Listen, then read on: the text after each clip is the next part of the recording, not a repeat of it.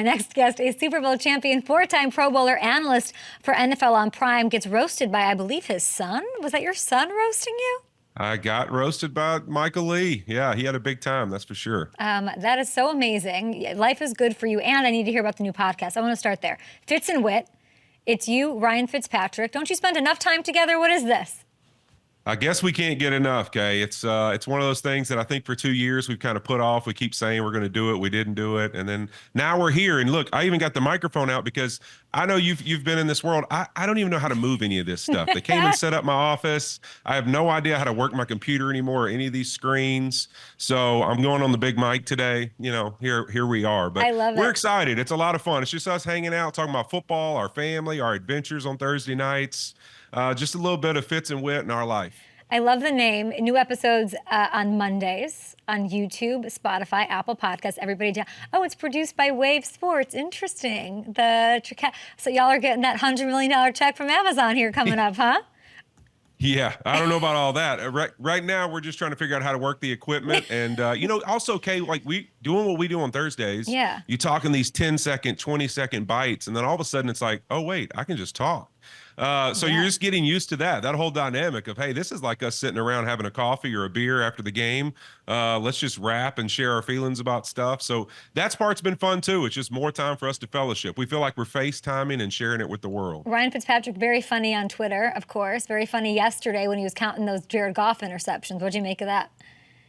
Yeah, he was nervous. He was texting me during that. He was real happy that they brought up the, Stafford threw 5, and then they kind of jumped to the record of 7. They skipped 6. So he was real happy with that because that was the only way he was getting his name called. But he got pretty nervous. But hey, you know what? Let's talk about Jared Goff throwing 5 picks and still winning a game. That's insane. Amazing. It's an unbelievable game. I want to get to some of these, but can we talk? I mean, I'm thinking of the games I haven't hit yet today. The Bears. What do I do with it? I mean, I'm from Chicago. I'm sorry to start with something so negative, I guess. They took a tough loss to the Patriots. It's their 3rd straight loss. Eberflus was asked about changing the play caller after the game. We have all these weird little moments leading up to what's going on. Is there a move the Bears need to make here? Yeah, I think when you look at it, it's tough when we watch these teams that go from like, all right, we're building, we think they're about to take some steps, and then it actually goes the other direction. And being in the league and knowing what it's like when you start to struggle offensively, you start questioning every single thing you do, from how you practice to how we put in the plan to now every week you've probably had a different answer, and you keep getting the same result where we're struggling. And I think even, the reality is even the coaches are a little lost on, hey, where do we go from here? What's the way to fix this? They're all in search mode. That's not good. And that's not good, but that's the reality, because the truth is confidence and you finding yourself is how you grow. Like, all right, this is our lane. And when you kind of have a couple weeks in a row where you're just not finding a single way to be productive and it's almost getting worse, that's when you really start to question yourself. They need that moment. They need that thing to happen that just kind of gets them back going, because we all lose confidence when we fail. And so I think this situation, me, is tough. I mean, really, to see Caleb, his demeanor yesterday at the end of that game, and some of those hits, it's tough to watch as an athlete because we know how hard it is. I mean, to my opinion, that's the hardest position in the world to play. I just hope for him. I know the guy he is, the human being. I hope they find it. They figure out a way to get him some success and some confidence, because I love it when he's smiling and having fun. Well, he can't smile when he's getting sacked 9 times, Andrew. Oh, that's brutal. Listen, as an offensive lineman, that's tough. I mean, you're going around town, Kay. I'm in the grocery store. Somebody's saying, hey, why are y'all letting Caleb get hit so much? You just, you're getting frustrated everywhere you go. I mean, that's just the reality. They're calling you out. I'll never forget somebody telling me about getting a holding call one time in the grocery store. I was pushing my buggy, like, hey, man, stop holding. It's like, listen, dude, I will throw you through all those milk cartons right now, okay? Get out of my face. But that's the world you live in. When you start to struggle like this, these offensive linemen, they got to take some pride in protecting him. He's also got to help them get the ball out of his hand. Okay, that's my question. He holds the football way too long. 9 sacks cannot be on the offensive line. Can you tell me about that? Well, no, I mean, that's the reality. I think sometimes we forget. And in offensive football, sacks and the quarterback getting hit is not just on your offensive line. Yeah, sure, quick pressures, quick sacks, those kind of things. But anything else that's outside that window, there's a timing and rhythm to every play, routes being run and everything else. And so if you're going to ad lib as a quarterback, if you're going to extend plays, it becomes on you. So once we've gotten through the timing and the rhythm of the play, it's really you making solid decisions, getting the ball out of your hand, go ahead and throw the incompletion and let's move to the next down, because that's a whole lot better than us having negative yards. Or if you're going to extend it, make something happen. That's on you to make a play. And so too many snaps where he's got the ball too long. And I know we praise that in college and we see these guys do it and you love it. But when you get to this level, there's a feel for it. There's a timing and a place for it. And then there's times to realize the ball's got to get out of my hand and I've got to take care of these guys and keep that same confidence I would like to have with us having success on offense. Yeah. I need to give to my offensive lineman. I need to give to my coordinator that, hey, have confidence in me. If this isn't a good look, I'll get the ball out and we can move to the next down. It's so everything you're saying. I mean, I wanted Chicago to be great. I want them to be great. I want them to figure it out. I love that you're saying they need this moment, and you can't manufacture it. It's got to be this moment that works for them. But they had a big moment work against them, and it was that Hail Mary. And I swear, since that Hail Mary happened, Andrew, tell me if I'm being like too hyperbolic or dramatic about it. Like, they have not scored a touchdown since that thing. This play ended their season. It looks like they got that's on coaching, in my opinion. Yeah, it's tough. Yeah, I agree with you. I think to me, when you look at it, there's got to be some influence in that room of like the standards of how they go about things. What is their process week in and week out? Because when you look at it, people talk about the Stevenson play and him off there talking to the fans and the result of the play. But to me, the bigger picture is why is he doing that? And like who's running what our culture and our standard is for how we perform in a game until that clock hits zero. Because to me, it's more about a process thing. And then now that you're struggling, what's our process? What is the way we go about fixing things day in and day out? To me, that's leadership. That's the opportunity that coaches to fix that. That's their job, to establish the values and the process with which we go forward, trying to be great at what we do every single day. And those things kind of stick out as, man, what's our process exactly? How are we fixing these things? You know, a little thing like Caleb continuing to extend plays and hold on to the ball. Like, why are we not seeing change in those directions? That means we're not improving daily. And anytime we're doing that as a football team, I'm worried. Yeah, they need the antidote. They need the elixir to that Hail Mary to pull them out of whatever happened, that they couldn't pick themselves off the mat. And I do look at the leadership on that team when it comes to that. Hopefully they can figure it out. I don't like when changes get made on teams, so let's figure it out, Chicago. The thing that I cannot figure out that I need your help with is what to think of these Niners. I'm trying to attack after what happened. Yes, like they get the win, so I'm like, okay, but they're not as good as they were last year, point blank. So the simple math of it is, do they have to be so much more dominant? They haven't had this one win that's like the step on the throat game that they're in charge, they're dominant, like I saw several times to this time last year. What's going on with this team? Well, I think if you look at it really defensively, they lost a couple pieces up front in the defensive line. I kind of figured going into this year, obviously they're not fully healthy. I thought, hey, defensively, people are going to be able to run the ball a little better on them than they have in the past. That's just the reality. Eric Armstead being gone, a couple other guys, they're going to be able to run the ball a little better. So that's just an increment. It's a tiny thing, but it is a thing, right? And then you look on the offensive side of the football. The truth is, Kay, like as great as this group is, as awesome as Kyle Shanahan is at calling plays, there's plenty of data that says when they don't have all five of those guys, when everybody on the skill group isn't healthy, they're just not as good. That they don't win as many games. They're Purdy not as looks productive. good. There's a huge drop off. I think Purdy is getting a whole lot better. I think he's continued to improve. I just think without Ayuk, without some of the guys through history, we saw it last year when Trent missed games. We saw it when Debo missed games. Anytime Christian's been out, they are just not the same team as when they have all those guys on the field, because they love to get five out. They love to spread the field and have you having to cover a great player all over the football field, whether it's running game, passing game, you name it. So it's just, the reality is I think they've taken a little bit of a step backward. And offensively, with Ayuk out, that's one more weapon that they had that they don't have to their disposal. And so I think it makes it more challenging for them to win. And I also think that the truth is just other teams are getting closer to them, and they're actually moving backwards a little bit as a football team. They're not as good as what we've seen the last couple of years. They're letting teams like the Cowboys back in. They let the Seahawks back in. They're giving up. Like what happened with before we get into the Jake Moody thing was crazy, but it's something that plagued them last year. I think that's built up resentment from like the Super Bowl. Like that's what that is. And then it's coming out. What did you make of that whole I mean, they talked it down. Like obviously, like I didn't like it, but I mean, Moody made that last field goal to win it. I mean, you can't argue that the strategy didn't work, I guess, if you want to say it that way, right? That's what I think. Here's what I would say. I think that anytime you're a team like that, that's used to the standard they've played at, the success they've had, when they're struggling the way they've struggled this year and had to really fight and claw for what they've got, I think there's frustrations that are built up. And I think I'm okay with it because to me, I want you hitting your teammate on the sideline? No, I don't think that's ever a solution or an answer. But I do like, for me personally, I like seeing that we care that much. Yes, I like seeing that it matters that much to me because I feel like, Kay, we can't live out of both sides of our mouth. Like sometimes we sit here and we go, man, we'd love to see these guys act like they care. And why is nobody saying anything on the sideline? Why is nobody getting in anybody's face? And then we want to criticize when they're passionate about it and they don't get along. So it's like, what do we want to see them do exactly? I like seeing guys that it freaking matters to, and they give a crap that, hey, we win this football game and we're frustrated. So do they need to internally deal with it as teammates? Sure.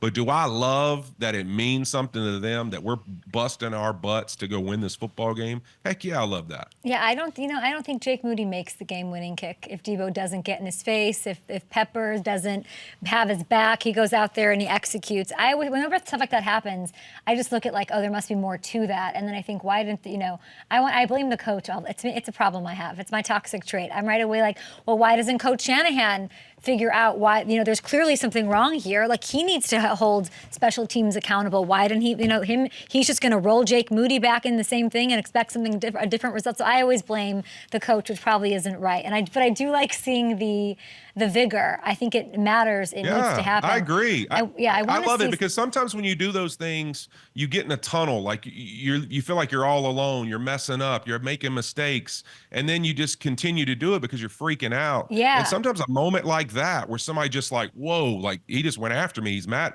Like, oh, wake up. Like you got a job to do. Go do it. Like, stop being fearful. Stop freaking letting the emotions of failing. But aren't kickers treated very preciously? Like you're not supposed to. Yeah, they're almost like a golfer. But you're not supposed to spook. You can't spook them. He spooked him, and it worked. Yeah, that's what I'm saying. They're like golfers, right? Yeah. So like you got to be quiet when you're on the tee box. You got to be quiet while they're putting. Like that's what golfers, right? Like just don't touch them. Don't speak to them. Don't put bad luck on them. Like leave them alone, right? And I think in that moment, it's like a guy who's in a funk and he kind of needed like a, whoa, all right, yeah, get it together. Stop feeling sorry for yourself. Go make the freaking kick and let's win the game. Do you think they win the division, the Niners? They're still favored, by the way, to win the West. They're not the best team in the division right now, though.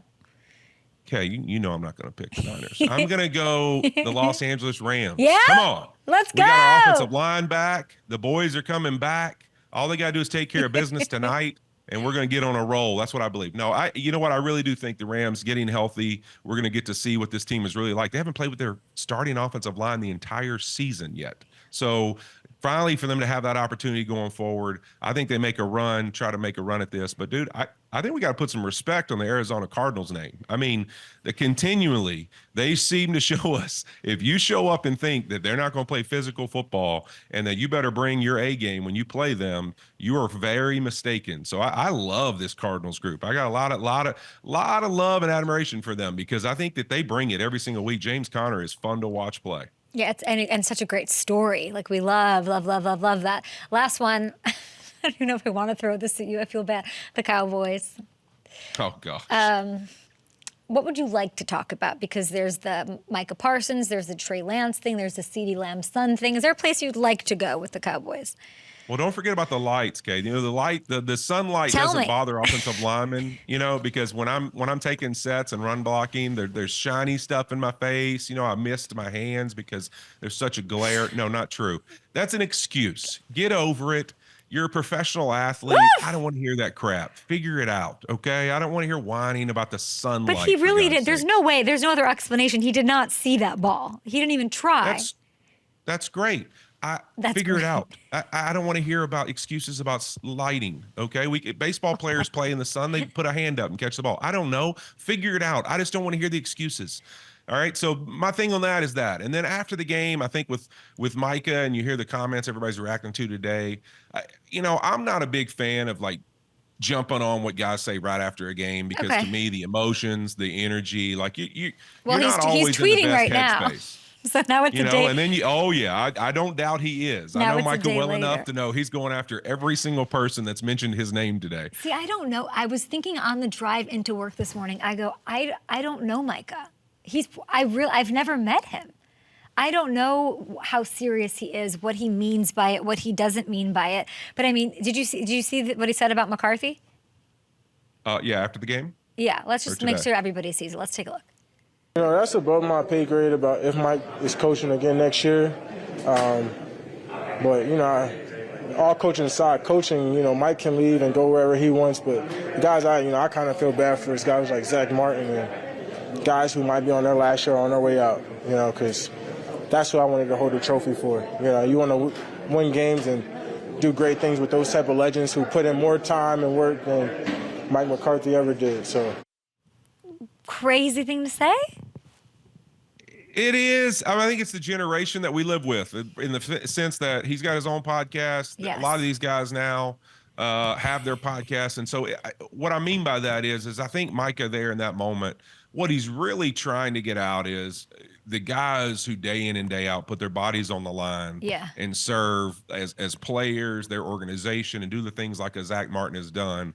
That's who he wants to play and win for, which I completely agree with. As players, that's how we are. We appreciate our coaches. There's a lot of love and appreciation for the opportunity. But the guys that you go to war with right beside, that's who you really want to do things for and accomplish for. So I think that's what he's trying to say. I think the part about I would say this, he needs to reword a little bit of how he said he works harder than McCarthy ever did. I think he's like, that sounds like he's discrediting what McCarthy's accomplished. And just knowing Micah, I don't think that's what he meant at all. Good. I think what he meant is, he's never put his hand in the ground. He's never violently had to make contact with another football player. Like those type of things, if you think of it in the world of what we do, there's a different respect level for the guys who've actually had to make physical contact than the people who might draw up the X's and O's. Understood. And I think that's all he's trying to say. I love that. And I'm sure he'll talk about it on his podcast. You will talk about it on your podcast, Fitz and Wit, which you guys can hear Mondays on YouTube, Spotify, and Apple Podcasts. Good luck to the Rams, who might win the division. Come on, baby. Okay, you got to believe, because my Bengals, I'm just getting so frustrated and sad. I can't handle it. When are we going to wrap? Are we wrapping them? Are they done?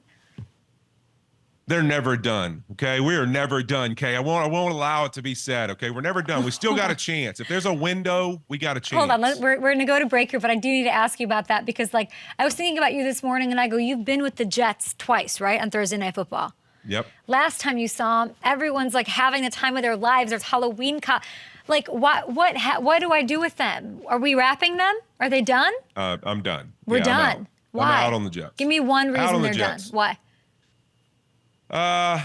You want to call it whatever it is. I don't think they have it this year in their locker room and in their group. And it just seems like one week they show up and play because some things go their way, and then one week it doesn't, and there's nobody in there that changes really just the attitude, the passion, or anything in that place to be, what it takes to win every single week. They don't have any of it. There's no consistency. Did you think that when they won and they were sitting there, were you like, okay, maybe they have something, or were you already like, no, not this year? Well, our game at Halloween, I thought, was a disgusting football game, that they were the team that actually figured it out a little more in the second half than the Texans did. But no, that gave me no confidence of how they go forward, because the reality is what they have is what they have. And that's just, they're not a very good football team.